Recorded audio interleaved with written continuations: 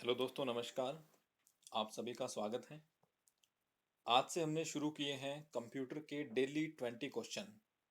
ये क्वेश्चन आपको different different exams के लिए हेल्पफुल होंगे।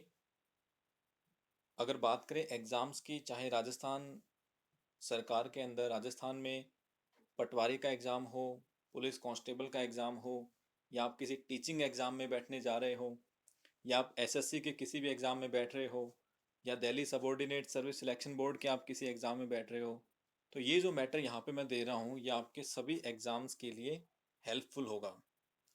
तो आज से हम शुरू करते हैं 20 क्वेश्चन, और डेली आपको 20 क्वेश्चन मिलेंगे। आपको अपने 10 मिनट यहाँ देने हैं और आपको अपनी तैयारी का लेवल भी चेक करना है। तो आइए शुरू करते हैं आज के क्वेश्चंस को। तो दोस्तों, हमारा जो क्वेश्चन नंबर 1 है वो है कि बैंकों में चेकों को पढ़ने के लिए निम्न में से कौन सी विधि का प्रयोग होता है। बैंकों में चेकों को पढ़ने के लिए निम्न में से कौन सी विधि का प्रयोग होता है। ऑप्शन है आपके पास OMR, OCR, MICR, QR। तो इसका जो सही आंसर होगा वो होगा MICR। MICR का पूरा मीनिंग होता है मैग्नेटिक इंक कैरेक्टर रिकॉग्निशन। आपके चेकों के ऊपर जो भी स्पेशल उभार वाले अंक होते हैं ब्लैक कलर में, उनको MICR के द्वारा ही रीड किया जाता है। सेकंड क्वेश्चन की बात करें, निम्न में से इनपुट डिवाइस नहीं है। ऑप्शन आपके पास माउस, स्कैनर, कीबोर्ड, मॉनिटर। तो इसका जो सही आंसर होगा मॉनिटर। बाकी तीनों ऑप्शन इनपुट डिवाइस हैं, लेकिन मॉनिटर आपका आउटपुट डिवाइस है। तो इसका सही आंसर हमारा है मॉनिटर। क्वेश्चन नंबर 3 कहता है चौथी पीढ़ी के कंप्यूटर का मुख्य पुर्जा है। जो चौथी पीढ़ी के कंप्यूटर थे उनमें मेन जो आपकी डिवाइस थी वो क्या थी। तो हमारे पास ऑप्शन आते हैं ट्रांजिस्टर, माइक्रो प्रोसेसर, वॉल्व, या नन ऑफ दीज इनमें से कोई नहीं। तो आपका जो आंसर है वो होगा micro processor. Question number 4, graphic image computer में किसकी सहायता से इनपुट करते हैं। तो ऐसी कौन सी इनपुट डिवाइस है जिसकी सहायता से आप ग्राफिकल इमेज को कंप्यूटर में इनपुट करवा सकते हो। तो आपके पास ऑप्शंस दे रखे हैं कीबोर्ड, माउस, प्रोजेक्टर, स्कैनर। तो इसका जो सही आंसर है वो क्या होगा, स्कैनर। क्वेश्चन नंबर 5, आधुनिक कंप्यूटर में प्रयोग किए जाते हैं। जो आपके मॉडर्न कंप्यूटर है उनमें क्या प्रयोग होता है, ट्रांजिस्टर, VLSI, वॉल्व, या उपरोक्त सभी। तो यहाँ पर जो आपका आंसर आएगा वो आएगा VLSI, very large scale integration. Question number 6, integrated circuit किससे बनाया जाता है। तो इंटीग्रेटेड सर्किट जो आईसी चिप होती है वो आपकी सिलिकॉन से बनती है। ठीक है, तो आपका जो आंसर है, सही आंसर वो क्या होगा, सिलिकॉन। कंप्यूटर हार्डवेयर को अधिक आधुनिक बनाने को क्या कहते हैं। जब भी आप किसी हार्डवेयर को मॉडिफाई करके आधुनिक बनाते हैं तो उसको हम क्या कहते हैं। आपके पास चार ऑप्शन आते हैं, upload, new grade, upgrade, developed. तो इसका जो सही आंसर होगा उसे हम बोलेंगे अपग्रेड।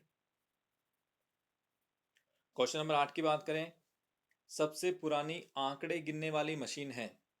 सबसे पुरानी आंकड़े गिनने वाली मशीन है, अबेकस, घड़ी, डिफरेंस, इनमें से कोई नहीं। तो यहां पर जो आपका सही आंसर होगा वो होगा एबाकस। क्वेश्चन नंबर 9, एक समय में एक से ज्यादा कार्य संपन्न करने वाले कंप्यूटर तकनीक को क्या कहते हैं। तो ऐसे सिस्टम जो एक टाइम में एक से ज्यादा वर्क को प्रोसेस कर देते हैं उन्हें आप क्या बोलोगे। इसका आंसर होगा multitasking, multitasking device. Question number 10, computer में काम करने के लिए किस सॉफ्टवेयर का प्रयोग किया जाता है। ऑप्शन आपके एप्लीकेशन, सिस्टम, प्रोग्राम, पैकेज। तो कंप्यूटर में काम करने के लिए जिस सॉफ्टवेयर का आप प्रयोग करते हैं उसे हम कहते हैं एप्लीकेशन सॉफ्टवेयर। क्वेश्चन नंबर 11, कौन सा सॉफ्टवेयर कंप्यूटर के हार्डवेयर को नियंत्रित करता है। ऐसा कौन सा सॉफ्टवेयर है जो कंप्यूटर के जितने भी हार्डवेयर पार्ट है उनको कंट्रोल करता है। तो यहां पर हमारा आंसर होगा सिस्टम सॉफ्टवेयर। क्वेश्चन नंबर 12, उस फाइल को क्या कहते हैं जो ईमेल से जुड़ी होती है और ईमेल प्राप्त करने वाले को भेजा जाती है। तो ऐसी फाइल जिसको आप ईमेल के साथ जोड़ करके किसी दूसरे व्यक्ति को भेजते हैं, उस फाइल को हम क्या कहते हैं? अटैचमेंट। क्वेश्चन नंबर 13, यात्रा करने वाले प्रयोक्ताओं के लिए पोर्टेबल कंप्यूटर कौन से होते हैं? ऐसे कंप्यूटर जिनको आप यात्रा के दौरान भी अपने साथ रख सकते हो, उन्हें हम क्या बोलेंगे? लैपटॉप। किस पीढ़ी के कंप्यूटर में मल्टी प्रोग्रामिंग का प्रयोग हुआ? तो मल्टी प्रोग्रामिंग का जो शब्द है कब यूज हुआ था? ये थर्ड जनरेशन के बाद में, तृतीय पीढ़ी के बाद में यूज हुआ था ये। क्वेश्चन नंबर 15, गेटवेज को जोड़ने के लिए प्रयोग किया जाता है। गेटवे क्या होता है? आपके दो नेटवर्क के बीच में आता है। उन दो नेटवर्क के बीच में आएगा जो बिल्कुल डिफरेंट होंगे, दो असमान नेटवर्क होंगे, तो गेटवेज को जोड़ने के लिए प्रयोग किया जाता है। ऑप्शन हमारा क्या होगा? दो बिल्कुल असमान नेटवर्क को। क्वेश्चन नंबर 16, निम्न में से कौन सा सिस्टम यूनिट का भाग है? सिस्टम यूनिट का कौन सा भाग है?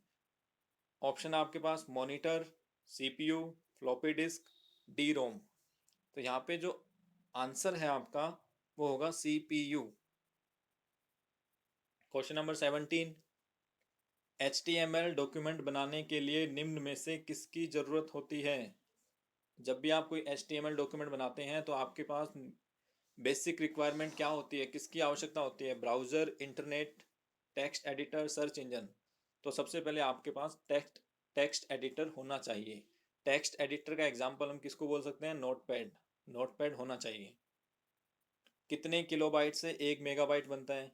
ये बिल्कुल सिंपल क्वेश्चन है, सबको मालूम होगा। 1 मेगाबाइट बनाने के लिए हमारे पास 1024 किलोबाइट होनी चाहिए। मॉड्यूलर डीमॉड्यूलेटर का सामान्य नाम क्या है? ये भी कई बार एग्जाम में आ जाता है, तो हम इसका आंसर क्या देंगे? मॉडेम। मॉडेम जो है वो मॉड्यूलर डीमॉड्यूलेटर का ही नेम है। क्वेश्चन नंबर 20, C++ एवं जावा एग्जाम्पल है। C++ जावा किसके उदाहरण है? क्या ये सेकेंडरी मेमोरी डिवाइस के एग्जाम्पल है, प्रोग्रामिंग लैंग्वेज के एग्जाम्पल है, कंप्यूटर के इंटरनल पार्ट्स हैं, या नन ऑफ दीज? तो इसका जो सही ऑप्शन है वो क्या होगा? Programming language. तो दोस्तों ये थे हमारे 20 क्वेश्चन।